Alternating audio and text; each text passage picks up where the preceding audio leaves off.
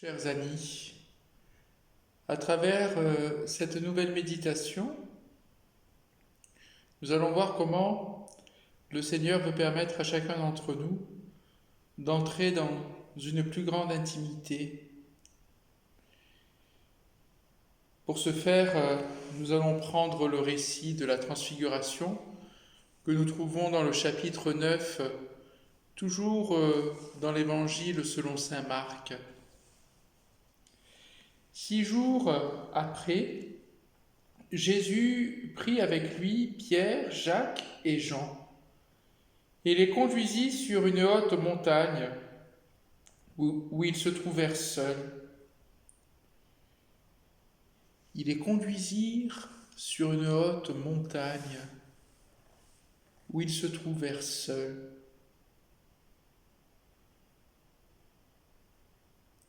Il est touchant de voir comment Jésus prend à part ses quelques disciples et comment ces disciples se retrouvent seuls avec Jésus. Nous aussi, nous avons besoin de ces temps privilégiés, de ces temps intimes avec le Seigneur, nous permettant ainsi d'oublier pendant un temps nos obligations, ce qui nous éparpille, ce qui nous disperse, pour pouvoir nous centrer, nous enraciner sur l'essentiel que nous trouvons en la personne de Jésus-Christ. Il changea d'aspect devant leurs yeux.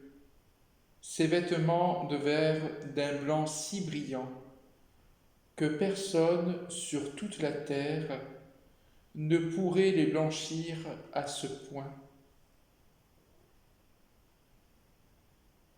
Jésus se dévoile.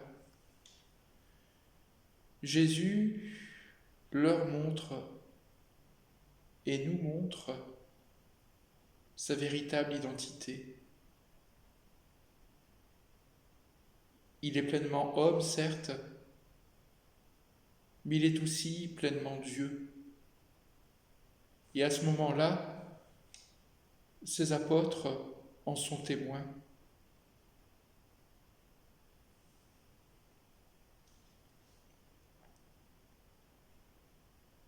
Soudain, les 3 disciples virent Élie et Moïse.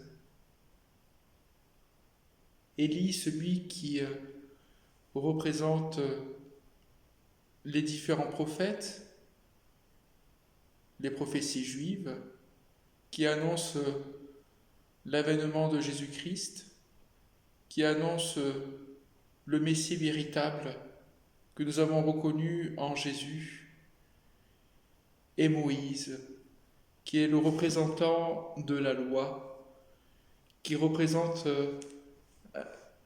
le Deutéronome, celle qui est enracinée dans ce commandement d'amour. Tu aimeras Dieu, tu aimeras ton prochain comme toi-même.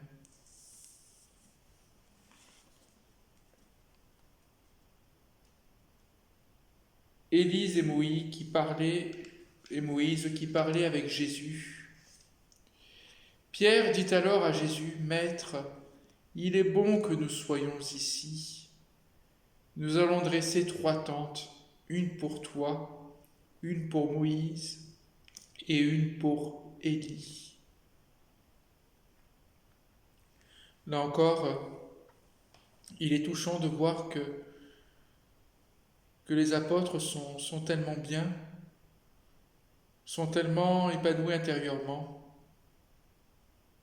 sont tellement heureux de se retrouver avec Jésus dans son intimité, dans ce dialogue privilégié qu'il a avec Élie et Moïse, qui veulent dresser la tente.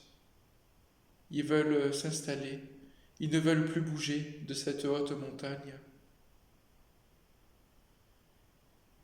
Nous aussi, nous pouvons parfois ressentir cet état de grâce dans nos temps de prière. Nous sommes tellement bien avec le Seigneur que nous ne voulons plus bouger. Nous voulons rester en sa compagnie.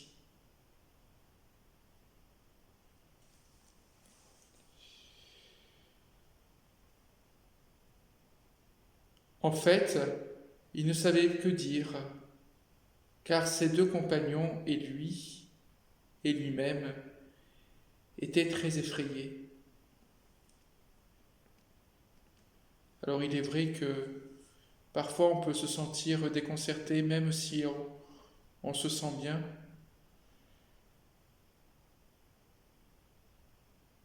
Quelquefois aussi, durant nos prières, on traverse des temps de désert, des déserts spirituels, où on ne sait pas réellement quoi dire au Seigneur. Eh bien à ce moment-là, tout ce qu'on peut lui offrir, c'est notre présence. Et lui dire au fond de nos cœurs, voilà Seigneur, tu sais tout, tu sais bien que je t'aime. Je ne sais que te dire, mais voilà ce que je veux t'offrir, c'est ma présence. Telle est mon offrande, tel est mon sacrifice. T'offrir du temps, te permettre ainsi de continuer à travailler mon intelligence, de continuer à travailler mon cœur,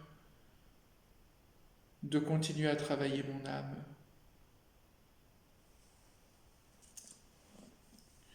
Un nuage survint et les couvrit de son ombre, et du nuage une voix se fit entendre.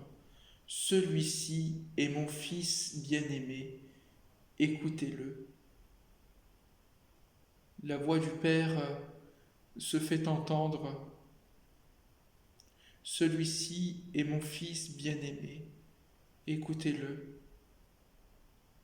On a déjà entendu une première fois cette parole qui vient de Dieu, le jour du baptême de Jésus en réalité, par l'intermédiaire du mystère de la transfiguration. Il y a donc un lien qui se fait avec son baptême. Jésus,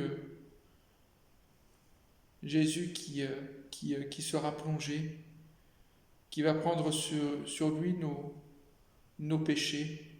En effet, c'est déjà sa passion qui se dessine à travers ce mystère de la transfiguration.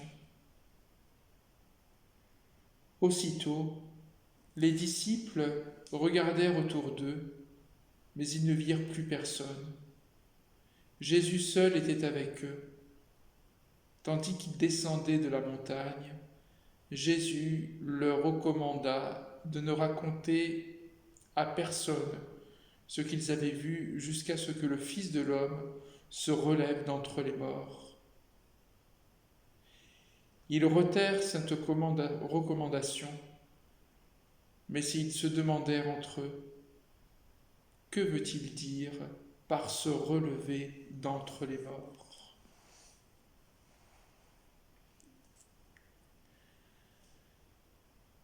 Il est évident que le mystère de la résurrection nous dépasse et pourtant nous sommes invités à l'accueillir en toute confiance, avec foi. Permettons au Seigneur de nous aider à grandir dans cette même espérance qui nous anime. Dieu est le Dieu des vivants, il n'est pas le Dieu des morts.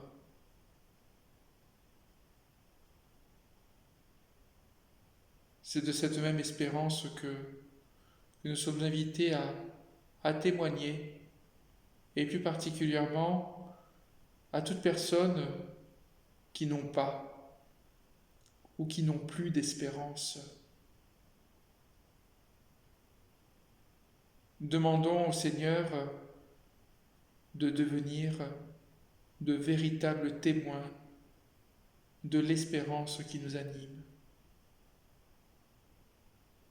Notre secours est dans le nom du Seigneur, qui a fait le ciel et la terre.